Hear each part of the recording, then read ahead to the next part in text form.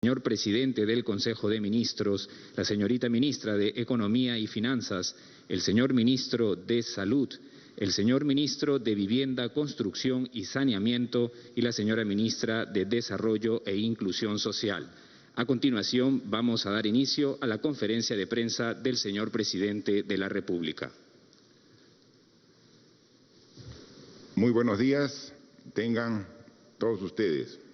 Un saludo a toda la población de nuestro país que día a día con su participación responsable nos ayuda a enfrentar esta enfermedad. Hoy es 28 de marzo y nos encontramos en el día 13 del estado de emergencia. Al día de hoy podemos dar las cifras de la evaluación de la evolución de la enfermedad. Se han muestrado 10.896 personas, de las cuales han dado positivo 671 y negativo 10.225. Los 671 casos de positivo representan un poquito más del 6% del total de las personas que han sido muestradas. Estamos respecto al día anterior, recuerden que tuvimos el día de ayer la información de 635 casos, así que tenemos al día de hoy 36 casos adicionales en comparación del día de ayer. Hay 84 personas de estas 671 que han dado positivo, que están hospitalizados en diferentes instituciones de salud. En clínicas se encuentran 15, en hospitales de las Fuerzas Armadas 3, en hospitales del MINSA 28 y en hospitales de E-Salud 38. Del total de hospitalizados, 33 se encuentran en las instalaciones de unidad de cuidados intensivos y 30 de ellos tienen ventilación mecánica. Del total, el informe médico es que 31 están evolucionando de manera favorable. Comentarles también a todos ustedes que el día de ayer viernes se tuvieron a nivel nacional 2.646 personas. Desde que se dio la medida de emergencia ya van más de 26.000 detenidos.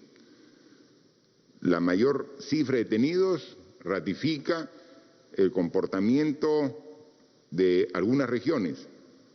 De estas 2.646 personas detenidas, casi 1.934 están en la región de La Libertad. Incluso más detenidos que en la ciudad de Lima, que tiene una población muchísimo mayor, con 674. Y en tercer lugar está la región de Piura, con 345 detenidos. Hay también algunas regiones que tienen muy pocas personas detenidas e incluso algunas que no tienen personas detenidas, ¿no? Quiero también hacer de conocimiento de toda la población que el día de ayer salió ya la publicación oficial en el diario El Peruano, donde formalizamos los anuncios que ya habíamos dicho en el transcurso del día. A través de un decreto supremo, ya es oficial desde ayer la prórroga del estado de emergencia y el aislamiento social obligatorio hasta el día domingo 12 de abril, inclusive ese mismo día. También ayer se publicó el decreto de urgencia que establece diversas medidas de carácter económico para poder enfrentar de manera satisfactoria la emergencia. Ahí establecemos la transferencia a los municipios de todo el Perú de 213 millones de soles para que puedan adquirir y distribuir bienes de primera necesidad de la canasta básica familiar, canasta que debe estar dirigida a las personas más vulnerables de cada uno de estos distritos. También a través del Ministerio de Trabajo se formaliza el subsidio de 380 soles a favor de 800.000 hogares de trabajadores independientes con vulnerabilidad económica. Para ello el MEF ha destinado un monto superior a los 300 millones de soles. Ya también se ha formalizado la disposición que los trabajadores pueden retirar hasta 2.400 soles de su CTS para inyectar de tal manera más de 4.000 millones de soles a la economía. Igual, se formaliza para que de manera excepcional se suspenda el aporte de los trabajadores a las AFP correspondientes al mes de abril, lo que también significa mayores recursos para estos trabajadores por un monto superior a los 1.100 millones de soles. Otra decisión sumamente importante para garantizar la preservación del empleo en las empresas privadas es que se ha dado a través de este decreto de urgencia un subsidio de 35% de la planilla para los trabajadores que ganen hasta 1.500 soles. Nosotros queremos que esta emergencia sanitaria, esta enfermedad, cause el menor efecto en la población y en donde podamos tomamos medidas para lograr ello. Por eso es que también estamos apoyando para que se preserve el empleo en las empresas privadas. Ellos hacen su esfuerzo y nosotros también hacemos el propio desde el gobierno. También ayer hemos emitido ya formalmente los 2 decretos supremos que los anunciamos. Uno, que crea el registro de incumplimiento de las medidas de aislamiento social obligatorio e inmovilización social. El Ministerio del Interior, a través de la Policía Nacional, ya está llevando ese registro para identificar a los infractores que son detenidos día a día con su nombre y su documento nacional de identidad. Ese listado de infractores está siendo derivado al Ministerio Público, a la Fiscalía, para que sea la propia Fiscalía para que tipifique el tipo de delitos que comete estos ciudadanos y puedan después asumir la responsabilidad de sus actos. Por eso llamamos la atención de todos los ciudadanos. Piénselo 2 veces, porque van a afrontar un proceso penal. Su irresponsabilidad no va a quedar impune. Va a tener que ustedes afrontar los que no están cumpliendo con las disposiciones del gobierno, un proceso ante el Ministerio Público. Recuerden ustedes que, por ejemplo, el Código Penal, en su artículo 292, dispone que el que viola las medidas impuestas por la ley o por la autoridad para la introducción al país, y escuchen, o para la propagación de una enfermedad o epidemia, tienen pena privativa de la libertad y tienen también multa. Quien va a determinar el nivel de la pena y la multa no es la policía. A través de este listado derivará al Ministerio Público para que sea el Ministerio Público el que determine la sanción que le corresponde. También ayer emitimos el decreto supremo de llamamiento de reserva de las Fuerzas Armadas, donde autorizamos al Ejército para que pueda de manera extraordinaria contar con la reserva orgánica perteneciente a las 3 últimas clases de licenciados de los años 2018, 2019 y los que recién salieron como licenciados en febrero de este año 2020, para poder completar los efectivos requeridos y prestar servicio en el activo. El cálculo que ha hecho el Ministerio de Defensa a través del Ejército, que son alrededor de 10.000 personas las que se van a incorporar y ayudar con el trabajo reconocido que hace la Policía y las Fuerzas Armadas. Este servicio se iniciará a partir del 1 de abril del 2020 y tendrá una duración de 60 días, ¿no? Como pueden ustedes, queridos conciudadanos, señoras, señores, jóvenes, niños, este es un trabajo de todos. Enfrentar una epidemia de la magnitud que está sufriendo el Perú, que ya es una pandemia porque afecta a todo el mundo, requiere una respuesta y un trabajo articulado de todos los peruanos, a través de las instituciones, a través de las organizaciones, de la empresa privada, a través también de la actitud responsable de cada ciudadano. Y tenemos que definir claramente las responsabilidades. No podemos duplicar esfuerzos. Hay tanto por hacer en esta emergencia que debemos tener claridad qué le corresponde a cada quien para que lo haga responsablemente. Y eso estamos logrando a través de estas disposiciones que damos. Por ejemplo, nosotros somos parte del Gobierno Nacional. Algunos conocen como el Gobierno Central. Yo prefiero llamar Gobierno Nacional porque el alcance de la responsabilidad no es central, no es solamente aquí en el centro del Perú. El gobierno es nacional y el presidente, con su Consejo de Ministros, toma las medidas de carácter nacional.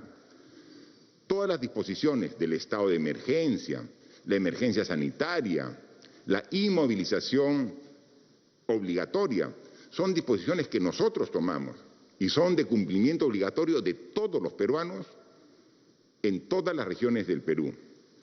Por ejemplo, cuando a través del Ministerio de Economía y Finanzas asignamos recursos para que la población pueda afrontar este estado de emergencia, recursos a través de los bonos económicos que estamos dando a más de 3,5 millones de hogares, son medidas y responsabilidades del Gobierno Nacional.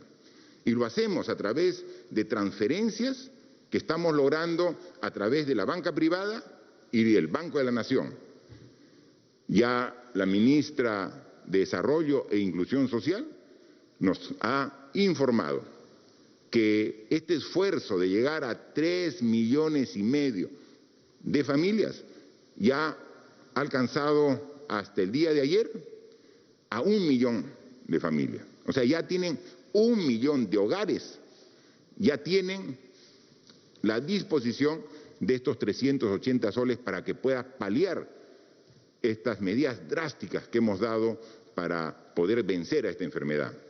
Y en el transcurso de la siguiente semana vamos a llegar al resto de hogares de la familia. Es un trabajo muy complejo porque nunca antes hemos estado en esta situación de tener que transferir este apoyo económico a más de 3 millones de familias. La misma banca es un reto muy grande, la organización que estamos haciendo. De este millón que ya se ha dado, la mitad, medio millón, está en cuentas. Es en familias cuyo algún miembro tenía una cuenta y entonces se ha depositado en la cuenta. Esas familias ya ni siquiera tienen que ir al banco a retirar su plata en una ventanilla. Ya pueden directamente de un cajero retirar. Hay veces vemos que familias que pueden hacer eso igual van a hacer cola. Entonces tenemos que mejorar esta coordinación e información para que puedan de un cajero ir retirando, si quieren, los 380 soles o de manera progresiva lo que van necesitando. En el transcurso de esta semana haremos lo propio con el resto de familias haciendo la transferencia. Pero ya hay 1 millón que ya tienen este alivio económico. Pero también queremos llegar a estas familias que tienen un nivel de vulnerabilidad a través de los municipios. Porque hemos dicho, todos tenemos que trabajar en este objetivo. Lo hacemos nosotros y lo hacemos responsablemente tomando las decisiones que hay que hacer.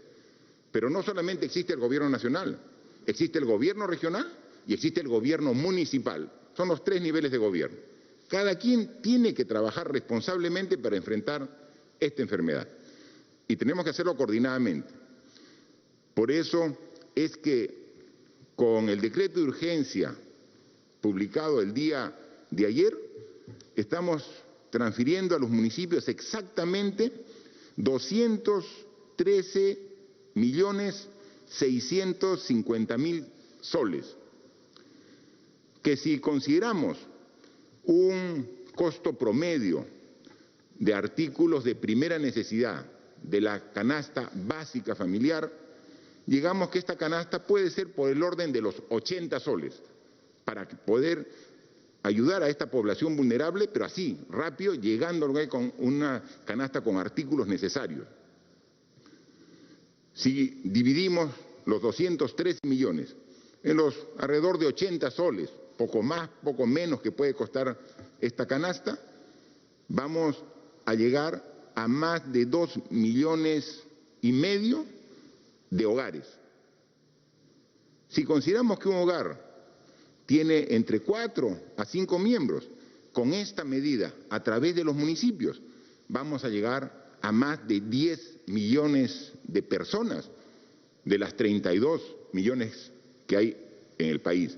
Se dan cuenta que es un esfuerzo de llegar a los más vulnerables, pero en todo el país.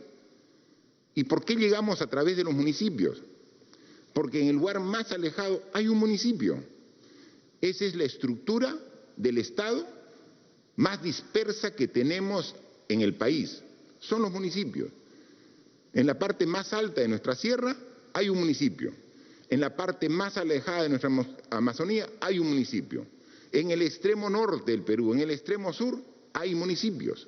Son 1.874 municipios los cuales van a tener este presupuesto para, como les hemos dicho, a todos los alcaldes, de una manera honesta y transparente, puedan adquirir los productos. Y también, de una manera transparente, poder distribuirlo. Por eso pedimos que lo menos que pueden hacer, y tienen la obligación de hacer, es determinar qué artículos van a poner en la canasta, cuánto cuesta cada artículo y cuál es el monto de la canasta. Porque toda la población sabe cuánto cuesta el arroz, cuánto cuesta las papas, cuánto cuesta lo que pueda ser parte de esta canasta. Y podamos a contrastar con el valor que pone el alcalde, el municipio. Y luego, cuando termine, la norma dice que en el portal institucional y en lugares públicos del municipio tiene que poner el listado de las familias que se han beneficiado. Es decir, ¿qué familia? El titular, el papá o la mamá, quien recibió, debería tener cuánto recibió. Con transparencia, no es complejo, es algo simple, laborioso sí, porque son, mire, 2,5 millones de familias. Pero felizmente que tenemos no una institución, para lograrlo tenemos 1.874 instituciones, que son los municipios. Ahora, la norma, en su anexo, es bien clara. No vamos a darle la misma cantidad a un municipio pequeño que a un municipio grande. Hay municipios muy pequeñitos, hay pequeños, hay medianos, hay grandes y hay municipios muy grandes. Entonces tiene que guardar la proporcionalidad. Estos 213 millones están distribuidos, y les explico, más o menos 900 municipios, es decir, los que tienen menor cantidad de población vulnerable, van a recibir 50.000 soles. para comprar las canastas. Luego hay 484 municipios que tienen una cantidad un poco mayor de personas con vulnerabilidad. Van a recibir 100.000 soles. Hay 434 municipios que ya son medianos a grandes. Van a recibir 200.000 soles. Y luego ya están los municipios que tienen mucha población. Y como tienen mucha población, también tienen proporcionalmente mucha población vulnerable. Hay 32 municipios que van a recibir $500.000 de soles, 500.000 soles. Hay 13 municipios que reciben 1 millón de soles. Y hay 2, los más grandes del país, entre ellos está Ate y San Juan del Lurigancho, que reciben 2 millones de soles, porque tienen una población mucho más grande y queremos llegar a toda esa población de manera proporcional. Es un trabajo muy rápido de hacer, pero complejo por la cantidad que van de canastas y la forma como deben llegar. Sabemos del buen criterio de la mayoría de los alcaldes, de la mayoría. Esperemos que con diligencia, con responsabilidad y principalmente con honestidad puedan hacer este trabajo en el menor tiempo posible y evitando la aglomeración de gente. No es necesario que la gente vaya a hacer cola a los municipios, porque tenemos mapas por distritos y está claramente determinado dónde están dentro del distrito la población vulnerable. Entonces, la logística, el esfuerzo tiene que ser el municipio, que llegue casa por casa entregando. Le entrega, firma el padrón y ya está definido. Después está en la lista y dice, a estas familias di. Entonces, con el esfuerzo que estamos haciendo con el Ministerio de Desarrollo e Inclusión Social, con 2.700.000 hogares que van a ser atendidos con el bono de 380, con el esfuerzo que estamos haciendo con el Ministerio de Trabajo, con el bono de 380 para 800.000 familias independientes o informales que trabajan en la informalidad, que suman 3,5 millones, que como ayer ya lo dijimos, ese bono era por 15 días. En consecuencia, el bono por todo el periodo del estado de emergencia es el doble, es 760 soles. Entonces, el bono ya se está repartiendo, los 380 soles, porque cuando lo dimos era solo 15 días. Pero ahora este bono, para esas 3,5 millones de hogares, va a ser de 760 soles que se va dando de manera gradual. Entonces, todos tenemos que ayudar para poder enfrentar esta emergencia y ahí están los 1.874 municipios. ¿Y en qué nos ayudan? Y ayudan al Perú y a su región, los 25 gobiernos regionales, en enfrentar la parte de salud, la parte de la enfermedad. No le estamos pidiendo a los gobiernos regionales que nos ayuden a distribuir víveres. No, eso lo hacen los municipios porque hay muchos más distribuidos a nivel nacional. Pero con los gobiernos regionales estamos coordinando estrechamente con el Ministerio de Salud para buscar la forma cómo articulamos mejor la toma de muestras de las personas que tienen síntomas. Y cuando ya se ve que hay positivos, como hay en algunas regiones, cómo preparamos dentro de los hospitales o construimos infraestructura específica, que lo estamos haciendo a través del Ministerio de Vivienda. El ministro de Vivienda aquí presente, él ya tiene esa responsabilidad, que de la coordinación del diagnóstico de la situación de la infraestructura de salud en las diferentes regiones, hay algunas que sí pueden, con su infraestructura, afrontar esta epidemia, pero hay unas regiones que no tienen esa posibilidad. Entonces, el Ministerio de Vivienda está armando, lo va a hacer a partir del lunes de esta semana, módulos rápidamente para que estén equipados con el equipo que va a enviar el Ministerio de Salud y en caso haya necesidad de hospitalizar a personas que tienen el virus, podamos hacerlo de manera segura en las diferentes regiones. ¿Quién nos ayuda? Básicamente toda la capacidad de los gobiernos regionales, coordinando con el Ministerio de Salud, con el Ministerio de Vivienda para ver el tema de infraestructura. Entonces, ¿por qué alguien decía, ¿y por qué no reparte los víveres el ejército? Ellos podrían hacerlo, pero ahora le hemos dado otra responsabilidad.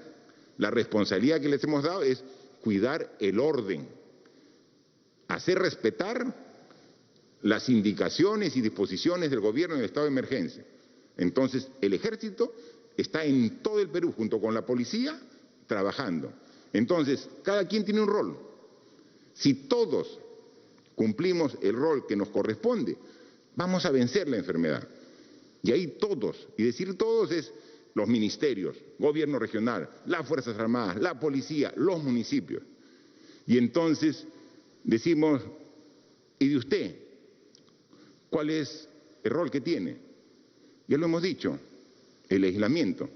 ¿Y qué cosa es el aislamiento? Quedarse en casa. ¿Cuál es la mejor forma que el ciudadano contribuye para el éxito del esfuerzo que estamos haciendo todos? Quedarse en casa. Y si tiene que salir, cuando salga, cuando ingrese y cuando esté en casa, lavarse las manos con agua y con jabón. Higiene. Y si tiene que salir porque tiene que ir a comprar los víveres o tiene que ir al banco, mantener la distancia de más de 1 metro entre persona y persona. Entonces, si cumplimos cada quien con nuestra responsabilidad, no tengo la menor duda que esta enfermedad va a seguir aumentando, pero la vamos a controlar entre todos. Conversen en su familia, dialoguen. Este es un momento en que quizás, producto de las circunstancias, tenemos la oportunidad de estar más juntos, en familia, en los hogares.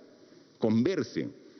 Los jóvenes conocen perfectamente, ellos están en Internet viendo cómo es la evolución en otros países.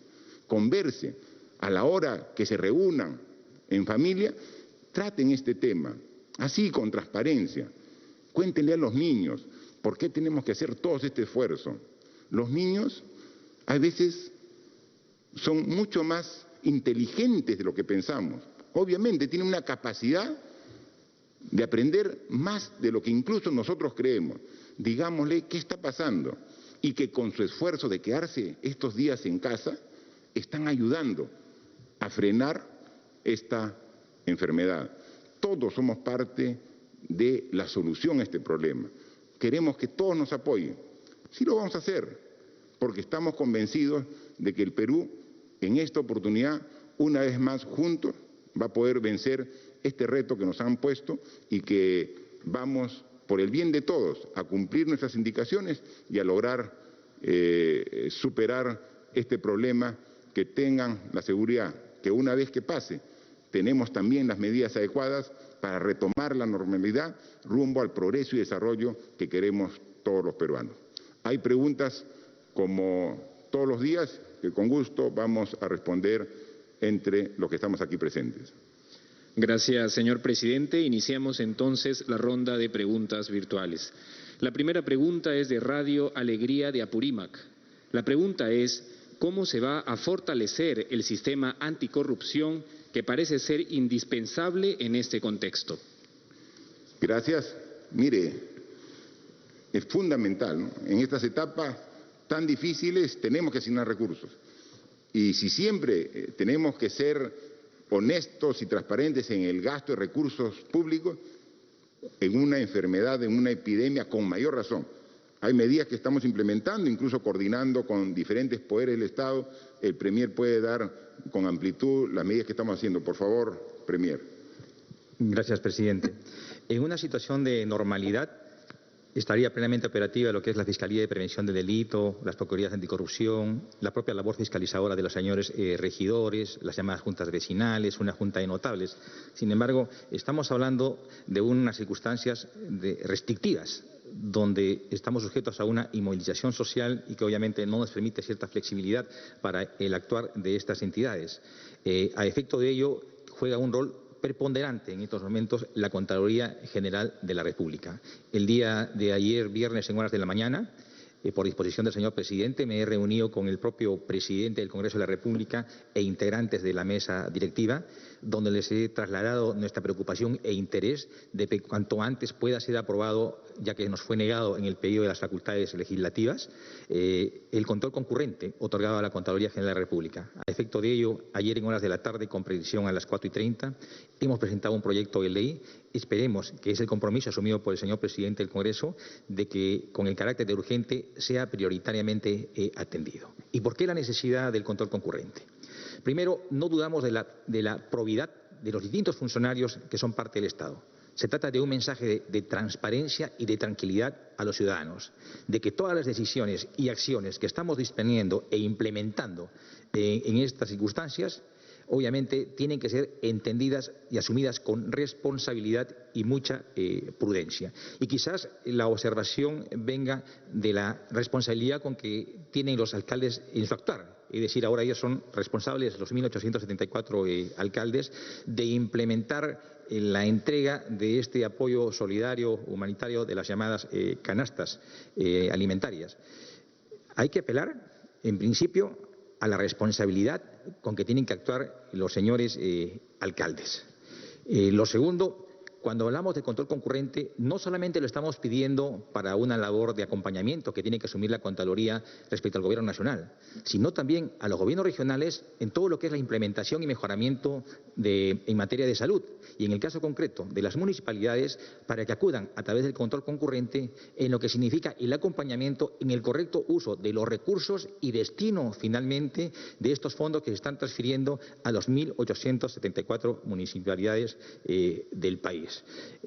Consideramos que se hace perentoria la participación de la Contraloría General de la República. Reitero, en otras circunstancias obviamente existe toda una estructura institucional. Sin embargo, estamos en una coyuntura excepcional que requiere también un actuar inmediato, activo, dinámico y permanente de entidades, como en este caso la Contraloría, que tiene la rectoría en las labores de fiscalización. Gracias, señor presidente del Consejo de Ministros. La siguiente pregunta es de TV Norte, Canal 21 de Chiclayo. La pregunta es: ¿se ampliará el horario de inmovilización social obligatoria en las regiones de Lambayeque y Piura y en las regiones del norte, donde existe un alto porcentaje de la población que no está respetando la medida, incluso con un incremento de agresiones a los efectivos de la policía y miembros de las Fuerzas Armadas?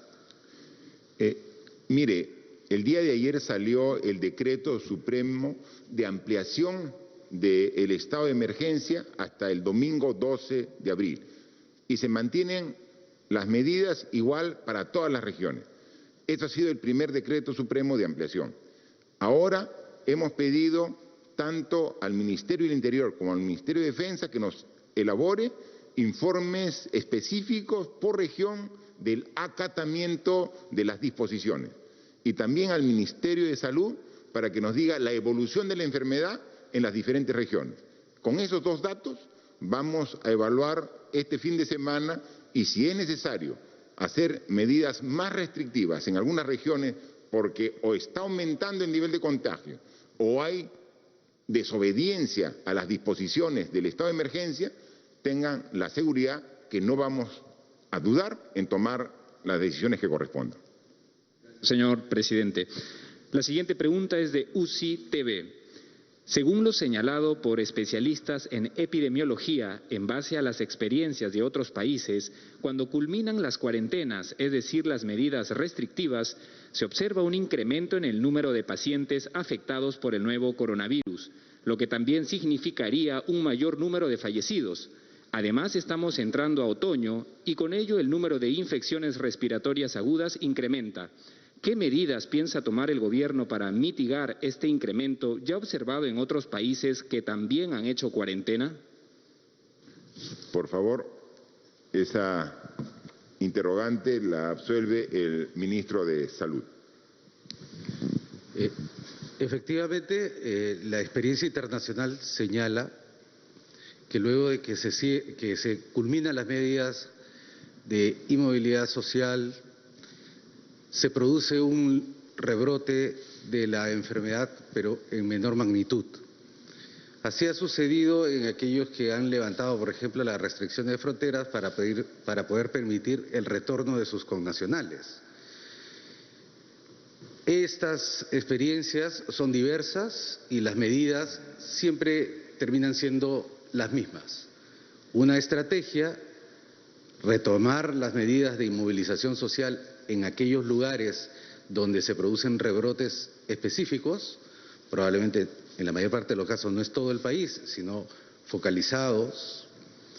Y la otra estrategia es diagnosticar para poder confinar el caso y sus contactos, que es la estrategia que viene usando el Perú, pero para todo su territorio, dado que nosotros estamos tratando de evitar que la epidemia se disemine en todos nuestros pueblos.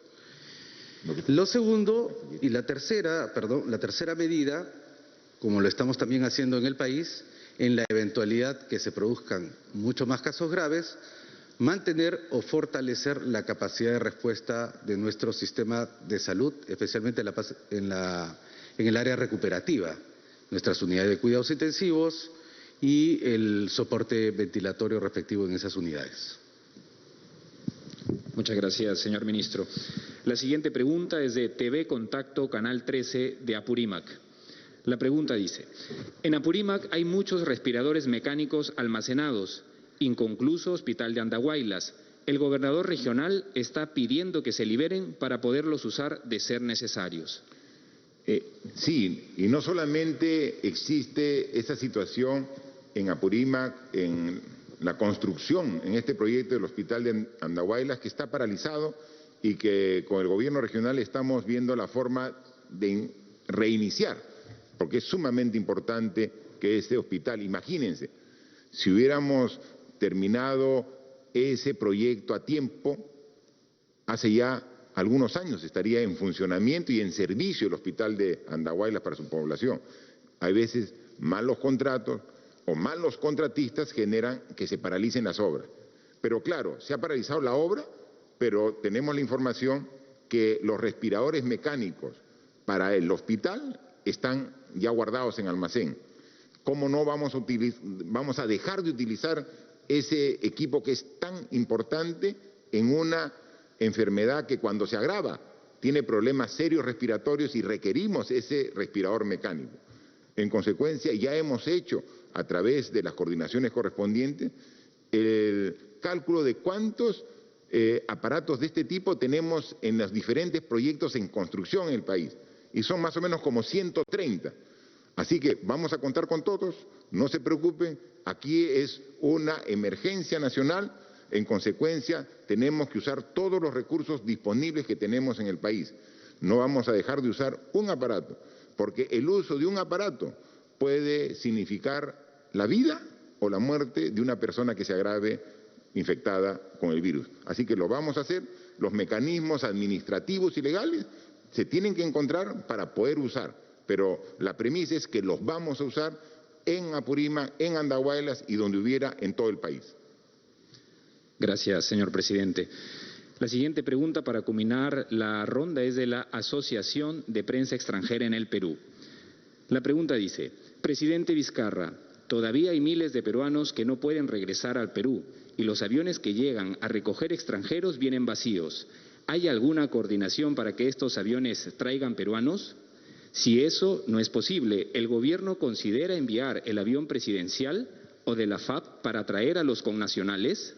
Nadie quisiera que haya un exceso de las Fuerzas Armadas en el control de la cuarentena, pero es una posibilidad.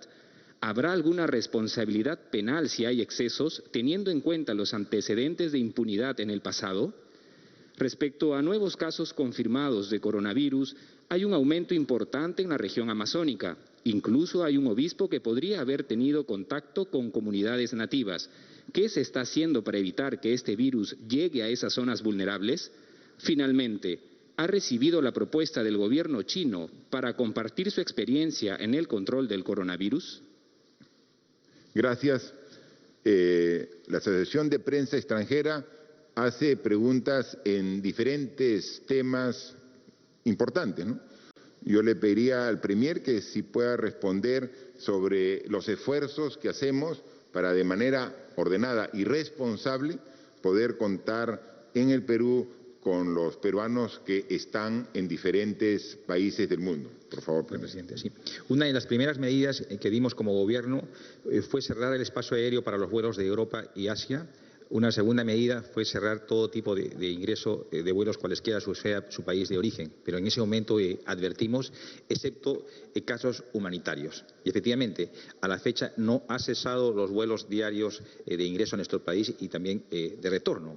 Y justamente en este retorno de ciudadanos peruanos tenemos a la fecha 1.075 peruanos que están aislados a plenitud en distintos hoteles de la capital, con predicción en 10 hoteles. Hemos instituido dentro de la Comisión Multisectorial un comité de crisis que está compuesto por el ministro de Transportes, de Trabajo, de Turismo y del Interior, quienes acuden a una permanente evaluación. En consecuencia, los vuelos que ingresan al país son de acuerdo a Estado. Y lo segundo, hay permisividad para casos de alta vulnerabilidad, que le hemos denominado casos humanitarios. Esto no va a cesar, estamos en una evaluación persistente. Obviamente, así como tenemos preocupación por velar por la salud de todos los peruanos, también tenemos responsabilidad de velar no solamente por la salud, sino por la integridad de los peruanos que se encuentran fuera de nuestro país. La Asociación de Prensa Extranjera en el Perú consultaba sobre el accionar de las Fuerzas Armadas y la Policía y la posibilidad de excesos que han cometido. Miren, ya estamos nosotros en el día 13, ¿no?, de esta epidemia, de este estado de emergencia, y yo tengo que felicitar a los miembros de las Fuerzas Armadas y la Policía Nacional por el esforzado y responsable trabajo que realizan. Han habido casos muy particulares que puedan haber sido calificados como algún exceso.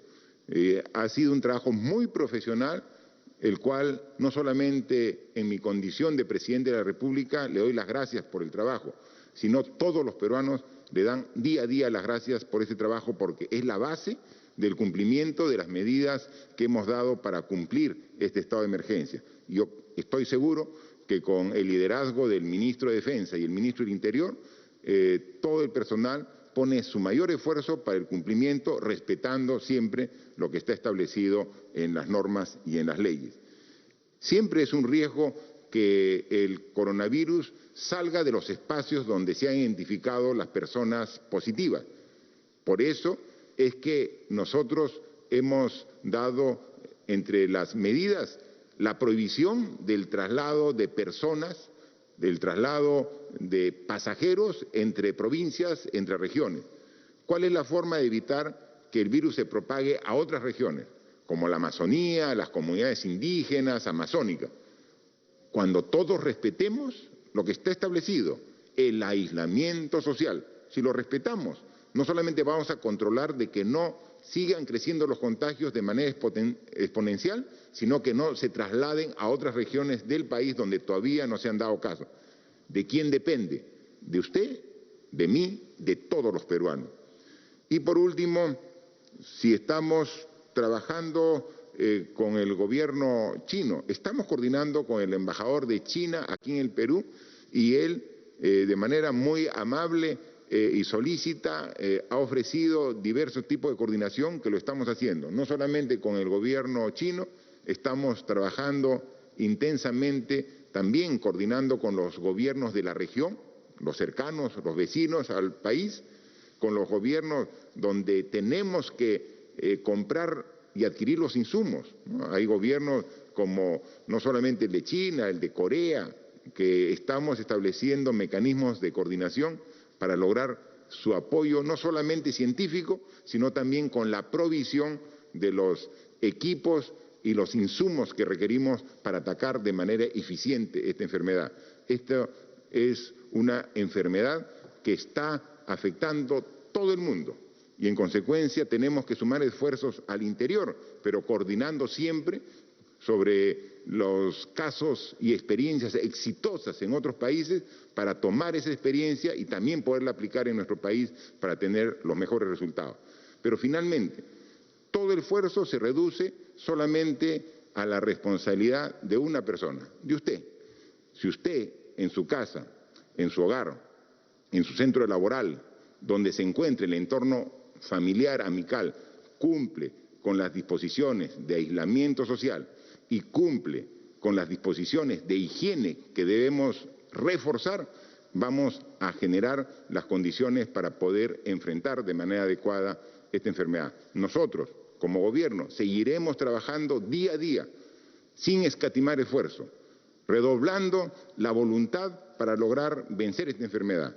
Y con el apoyo que hemos visto que cada vez más la población viene dando, yo estoy seguro que vamos a salir exitosos y airosos de este problema que estamos sumidos y que juntos lo vamos a vencer. Muchas gracias y estaremos siempre coordinando con todos ustedes.